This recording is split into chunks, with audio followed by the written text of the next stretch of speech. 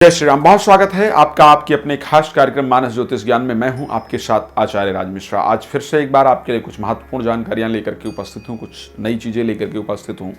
2022 कैसे व्यतीत होगा, हमारे जो कन्या राशि के जातक जातिका हैं उनके बारे में आज जानकारी देने का विचार है। कन्या राशि के, जैसा कि आप लोग जानते हैं कि स्वामी बुध हैं, 2022 की परिस्थितियां क्या रहने वाली है, आइए थोड़ी सी ग्रहों पर चर्चा कर लेते हैं, फिर आपको महत्वपूर्ण जानकारियां देते हैं। तो क्या रहेगा, एक तो आपकी राशि स्वामी स्टार्टिंग में गोचर करेंगे पंचम भाव के अंतर्गत शनि के साथ। सूर्य और शुक्र का गोचर आपके 9th हाउस में जाकर के होगा कहीं ना कहीं, और केतु मंगल आपके 3rd हाउस में गोचर करेंगे। राहु आपकी गोचर करने वाले हैं 9th हाउस के अंतर्गत। बृहस्पति का स्टार्टिंग में गोचर होगा 6th हाउस के अंतर्गत। तो ये कुछ ग्रहों की परिस्थिति रहेगी। जैसा कि स्टार्टिंग में बात करता हूँ स्वास्थ्य को लेकर के, तो आइए हेल्थ, कौन कौन से महीने में सावधानी रखने की आवश्यकता है, स्वास्थ्य पर किस किस महीने पर ध्यान देने की आवश्यकता है, ये कुछ पॉइंट है जिसकी जानकारी आपको देते हैं। देन आगे कार्य क्षेत्र और सभी चीज़ों पर हम लोग चर्चा करेंगे। तो स्टार्टिंग में अगर हम स्वास्थ्य को लेकर के आपकी बात करेंगे तो मास प्रारंभ में आपका स्वास्थ्य निश्चित रूप से अच्छा रहेगा, बेहतर स्वास्थ्य रहेगा। किसी के प्रति आपका अट्रैक्शन इत्यादि भी स्टार्टिंग में बना रहेगा, किसी के प्रति आपका लगाव जो है वो बनेगा। पर स्टार्टिंग में स्वास्थ्य की दृष्टि से जो परिस्थितियां दिख रही है वो आपके लिए अच्छी रहने वाली हैं। लेकिन जैसे ही थोड़ा समय व्यतीत होगा, करीब 6 मार्च की हम बात करते हैं, 6 मार्च से लेकर के और 24 मार्च के बीच में, 6 मार्च से लेकर के और 24 मार्च का जो समय होगा, यहाँ पर स्वास्थ्य को लेकर के परिस्थितियां करीब करीब ये 17-18 दिन का समय होगा जब स्वास्थ्य आपका खराब रहेगा। भाग दौड़ बहुत ज़्यादा रहेगी, मानसिक अशांति बहुत ज़्यादा रहेगी और कुछ प्राकृतिक रोग आपको परेशान करेंगे। तो ये जो 6 से 24 मार्च का पीरियड है, इस पर आपको स्वास्थ्य को लेकर के थोड़ा सा ध्यान देने की आवश्यकता है, जो एक प्रॉब्लमैटिक आपके लिए हो सकता है। उसके बाद स्वास्थ्य पर कब ध्यान देने की आवश्यकता है, 8 अप्रैल से लेकर के 24 अप्रैल के बीच में, 8 से लेकर के 24 अप्रैल, ये भी जो समय है 17-18 दिन का, ये भी आपके लिए प्रॉब्लमैटिक होगा। तो यहाँ पर भी स्वास्थ्य को लेकर के आपको विशेष ध्यान देने की आवश्यकता है। यहाँ पर भी आपका स्वास्थ्य खराब रहता हुआ दिख रहा है। उसके बाद स्वास्थ्य पर 31 जुलाई से लेकर के और 20 अगस्त के बीच में, 31 जुलाई से 20 अगस्त के बीच में भी आपका स्वास्थ्य खराब रहेगा। ये ऐसे स्वास्थ्य को लेकर के समय है जब जब आपको प्रॉब्लम हो सकती है। मैंने उन टाइमों को आपको हाईलाइट करके बता दिया है। इन समय पर आप स्वास्थ्य को लेकर के ध्यान रखेंगे। अब आइए बात कर लेते हैं कार्य क्षेत्र को लेकर के, कौन कौन से समय में कार्य क्षेत्र में आपके दिक्कतें उत्पन्न होने वाली है। तो जो स्टार्टिंग टाइम है कार्य क्षेत्र के लिए वो निश्चित रूप से अच्छा है, लाभप्रद रहने वाला है, अच्छा लाभ प्राप्त होगा, मित्र इत्यादि का सहयोग मिलेगा और सफलता आपको जरूर मिलेगी।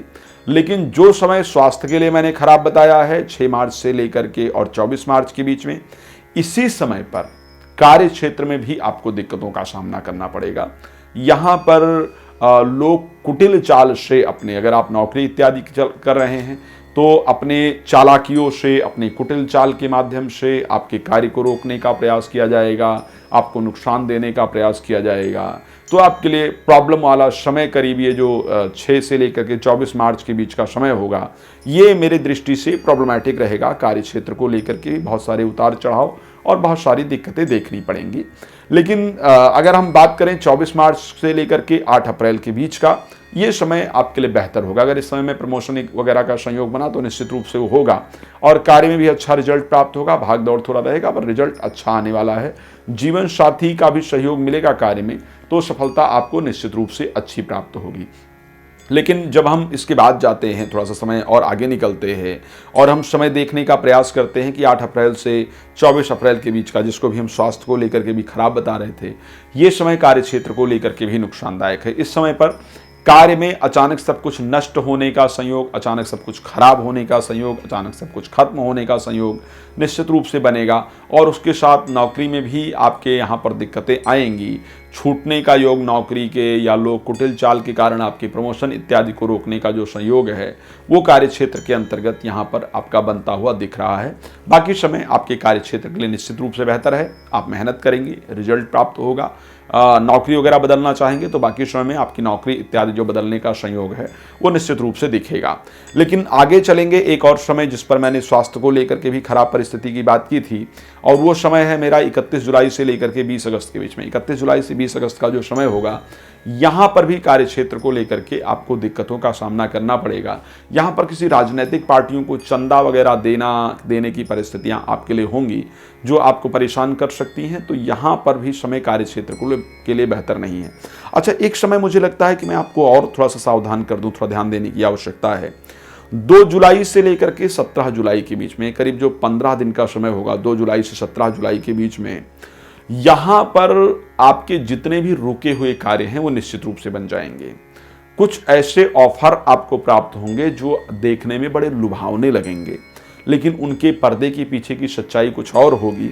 इस टाइम पर पैसा कमाने का संयोग बनेगा और हो सकता है कि आपके कंधे पर बंदूक रख करके कोई और पैसा कमा ले और बाद में आप उस मामले के अंदर फंसें। तो ये मुझे लगा कि आपको एक बार सावधान करना चाहिए। इस समय को विशेष रूप से ध्यान दे करके आप चलेंगे ताकि आपको नुकसान का सामना ना करना पड़े। तो एक तो स्वास्थ्य हो गया, दूसरा हमने कार्य क्षेत्र को लेकर के भी कहीं ना कहीं चर्चा कर लिया। अब चलते हैं इंपॉर्टेंट पॉइंट पर, और वो इंपॉर्टेंट पॉइंट है एक तो एजुकेशन और संतान, और तीसरा वैवाहिक जीवन। ये भी 2 पॉइंट हमारे लिए बड़े इंपॉर्टेंट है जिस पर फोकस करने की आवश्यकता है। तो वैवाहिक जीवन को लेकर के वर्ष के आरंभ में जीवन साथी के स्वास्थ्य में प्रॉब्लम रहेगी और उसके साथ उनके साथ संबंध भी अच्छे नहीं रहेंगे, तो परेशानियां होंगी। मास का आरंभ जो है वो परेशान करने वाला, वर्ष का आरंभ परेशान करने वाला होगा। लेकिन 13 अप्रैल को जब बृहस्पति प्रवेश करेंगे आपका मीन राशि के अंतर्गत, तो यहाँ पर आपका अगर विवाह नहीं हो रहा है तो विवाह होने का संयोग बनेगा। जीवन साथी के साथ संबंध मधुर होंगे। टूटते हुए रिश्ते, बिखरते हुए रिश्ते भी जुड़ने का जो संयोग है वो बनेगा। प्रॉपर्टी वगैरह लेने का या प्रॉपर्टी वगैरह बनाने का भी संयोग यहाँ पर निश्चित रूप से बनेगा। तो वैवाहिक जीवन को लेकर के स्टार्टिंग समय बहुत अच्छा नहीं है, लेकिन अगर उसके बाद की बात करें तो निश्चित रूप से एक अच्छा समय आपके लिए दिख रहा है। विवाह को लेकर के स्टार्टिंग खराब, लेकिन बाद का समय अच्छा। तो इस प्रकार की परिस्थिति वैवाहिक जीवन को लेकर के इस वर्ष में रहने वाली है। संतान को लेकर के अगर हम बात करें तो स्टार्टिंग समय संतान की दृष्टि से निश्चित रूप से बहुत फायदेमंद है। स्टार्टिंग जब होगा, शनि गोचर करेंगे पंचम भाव के अंतर्गत और पंचमेश भी हैं, तो मुझे लगता है वर्ष के प्रारंभ में ही, बहुत लंबे समय की बात नहीं कर रहा हूं, वर्ष के प्रारंभ में ही विवाह को, संतान को लेकर के शुभ समाचार निश्चित रूप से आपको प्राप्त हो जाएगा। पढ़ाई इत्यादि में अगर हम मन की बात करें तो वर्ष के स्टार्टिंग में पढ़ाई में बहुत अच्छे से मन लगेगा, प्रयास भी करेंगे और उसका अच्छा रिजल्ट भी निश्चित रूप से आपको प्राप्त होगा। तो आइए बात कर लेते हैं कि हाइलाइटिंग्स पॉइंट कौन से हैं इस वर्ष। अगर देखा जाए तो इस वर्ष के हाइलाइटिंग्स पॉइंट हैं, संतान की प्राप्ति इस वर्ष होने का संयोग दिख रहा है। शेयर मार्केट से लाभ इस वर्ष होने का संयोग दिख रहा है। धार्मिक यात्राएं बहुत अधिक इस वर्ष का हाइलाइटिंग्स पॉइंट है। विवाह होना इस वर्ष का हाइलाइटिंग्स पॉइंट है। भाई बहनों से लड़ाई झगड़ा ये भी, और या भाई बहनों की क्षति, ये भी इस वर्ष में आपके साथ होता हुआ दिख रहा है। तो अन्य कोई भी जानकारी चाहिए तो परेशान बिल्कुल नहीं होंगे। डिस्क्रिप्शन में नंबर दिया जा रहा है, आप कॉल कर सकते हैं, जानकारी प्राप्त कर सकते हैं। हमेशा हम आपकी मदद के लिए तैयार रहते हैं। जय श्री राम, बहुत धन्यवाद।